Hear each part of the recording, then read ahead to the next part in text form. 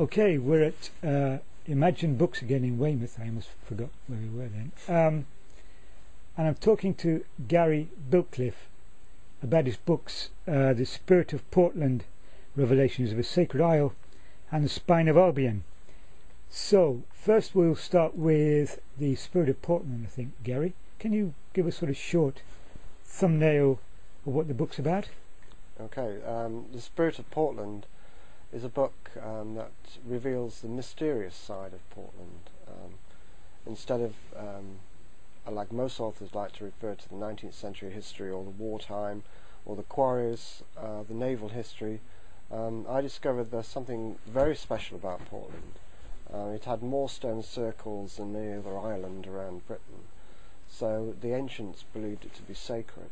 Unfortunately, many of those monuments were destroyed, but I managed to trace remains of some of them in different parts of the island, Right. which I've outlined in plans in the book. I've also discovered some of the families were very important and influential, and they were actually introduced to the island by kings of England in ancient times, well in Saxon times, to be marketeers, independent from the politics of the mainland, so that they could continue trade if there was any wars going on in the country. So there was many of the families were actually descendants of these great marketeers. So, with these marketeers, they help with sort of war funds and things? Now they would actually would be the go-between between the goods that England had to offer, such as tin, lead, iron, copper, Right. lots of the metals, which in Europe is there's not much supply of tin and copper, and England is plentiful in those metals. And it's very important, of course, in the Bronze Age, because tin and copper make bronze. So it was important to have a place that was independent from war, so that Europeans could come in, or people from the Middle East come to Portland along the currents around the Atlantic from the Mediterranean, and then do the trade without having to be involved with any politics. So Right. it makes a lot of sense to me. And they found a lot of iron ingots around Portland. So one of them's in the Portland Museum, which date from pre-Roman times. So it just shows that they were transporting metals out from Portland. But I believe Portland's also a sacred isle, and I think the Freemasons also revered this isle as such, because there are 6 lodges on the island, Really? which is very rare. Some cities in this country only have 2 or 3, whereas a little island like Portland, only 1.5 miles long by less than a mile wide, has 6 lodges. So there's something about this island that's almost a sacred isle of the Freemasons. But then I discovered that the Freemasons came out of stonemasonry, Right. and stonemasons have been working on the island since Roman times or before. It's possible that even the Phoenicians were quarrying stone on the island. And also I discovered that a lot of the churches on the island conform to Masonic sacred geometry, such as the Vesca Pisces, and the accuracy is such that it will baffle even scientists. Will look at what I've found and be baffled at the reason to it. It's a mystery. Also, a lot of the roads conform to figures that conform to the archaeology and mythology of the island, such as giants, and the hill fort on the island of Verne had a lot of folklore that was very interesting. So I've written a lot about the folklore, mythology, and found a lot of documents in Portland Museum that relates to some of the mysteries of the island, written by 19th century antiquarians. But unfortunately they weren't published because they were too esoteric. Right. So I think I've aired some of their wonderful stories too. Is there artwork in the book? Sorry. Is there artwork, photography? Yes, there is. Yeah? There is colour plates throughout, And who took the pictures, yourself or? and they show some of the mysterious things inside the churches. One of the churches has the 12 signs of the zodiac on the ceiling, Right. which is a mystery in itself, because Why would you put that in the the signs of church? the zodiac are not part of Christian teachings. That's true. And so a lot of the windows refer to some of the mysteries of the Freemasons. And also I've written about many of the prehistoric sites and where they were. And there's a plan in the book that is a guide to the sacred sites, showing maps, so you can do your own walks and find these places. Yeah. So, if people wanted to buy the Spirit of Portland, where would be the best place? If you want a signed copy of the Spirit of Portland, Right. it's available through my website at www.belinusline.com, which is BELINUSLINE.com. Right. Also available in that website is my latest book, The Spine of Albion. Right. And The Spine of Albion is a bigger adventure. I started that back in 1993. And this refers to a middle axis, or a sacred line that runs through the centre of Britain, from the Isle of Wight at the base of our country to the very top of Scotland. It's almost the longest line you can stretch through Britain without entering the sea. And this line just happened to be to pass through 6 cities, including 2 of the capitals of this country before the Norman times. Winchester was the capital of England in Saxon times, and Dunfermline was the capital of Scotland in Saxon times. So the line goes right through those 2 ancient capitals, and also goes through Carlisle, which is the capital of the north, and Stratford-on-Avon, famous for Shakespeare. There's many other places on the line, including prehistoric sites, the Uffington White Horse, which we believe is a dragon.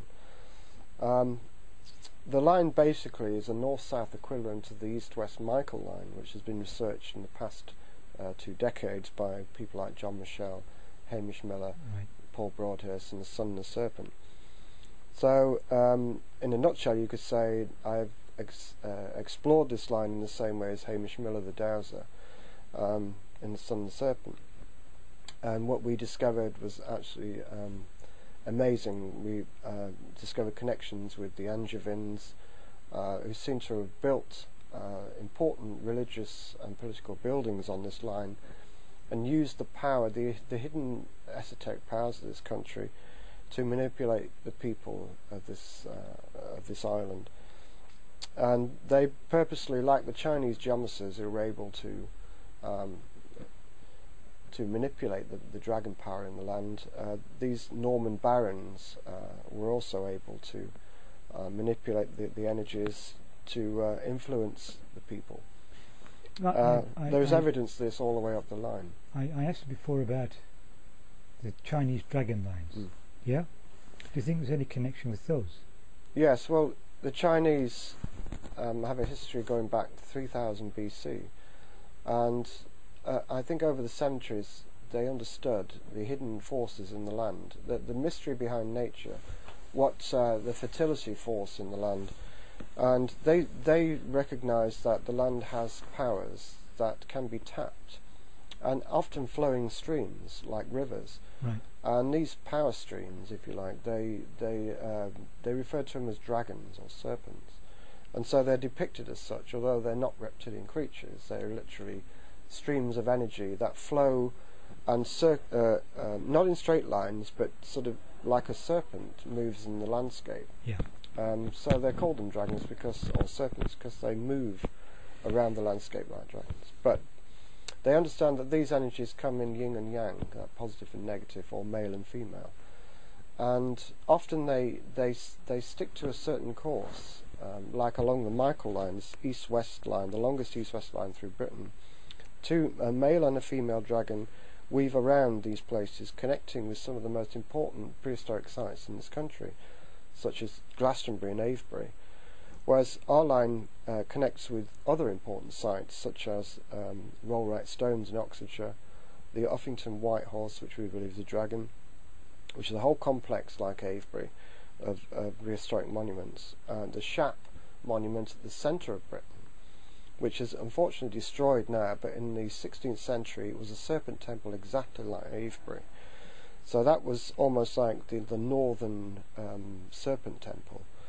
And also we discovered there are sites like Long Meg, the largest stone circle in the north, and Clava Cairns in Scotland, and so on.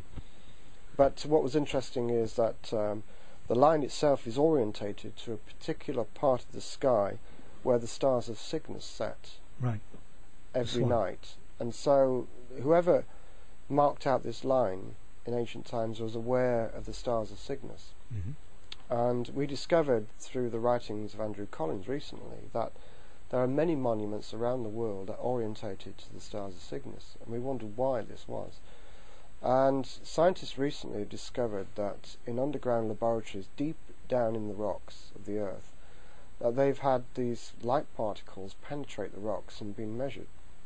And these light particles they trace to the star system of Cygnus, in particular in the centre of the called the Swan Cygnus Yes. constellation.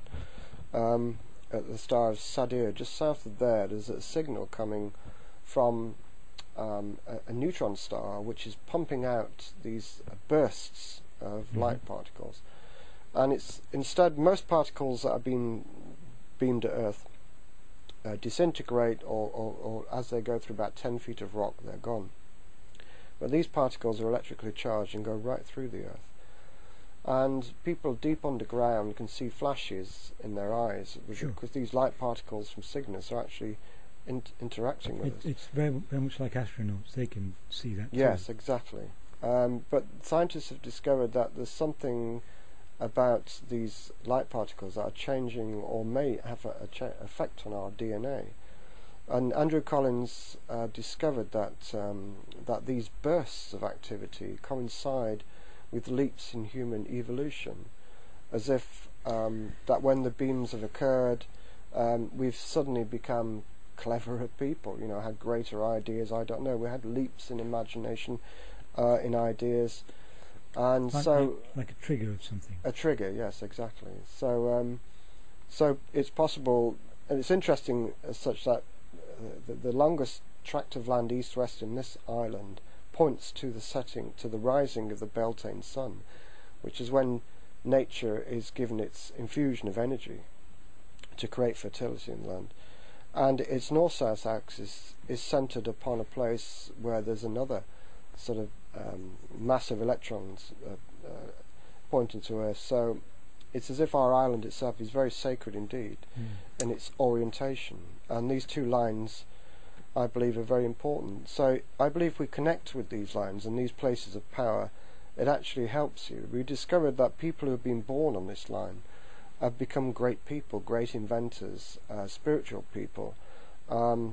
There's dozens of stories in our book that relates to these geniuses who are born on the line or on the currents. And so we were saying that by connecting with this line at certain places of power, it can actually help us to enlightenment. Yeah. And we've had many emails from people who have never even heard of our book, but been drawn to the places on the line and said, "Oh, we've heard about your book. Yes, we've been drawn to this place. It's amazing. We've had such incredible experiences and ideas and inspiration." So this has led us to research and explore this line. It's taken me 20 years, and finally you have a it's co-author. I have a co-author. That's my partner, Yeah. Caroline Hall. She's been helping me in tuning in to the female serpent, or the female aspect of the energy grid, while I've been working with the male. We found that the feminine serpent has been more damaged in this country than the male, naturally. So we had both of us have been performing healing along this line to help balance the energies, so that somehow this country is not being manipulated by out of balance energies. Right. Well, that's a good detailed interview. Thank you very much for that, and I will put a link to the book so people can actually see the interview and buy the book. Yeah, you can buy both books again from www.berlinasline.com And from Imagine Books as well. and from Imagine Books as well, locally in Weymouth. Yes. Okay, well, thank you very much for the interview, Gary. We finally did it. Okay. Thank you.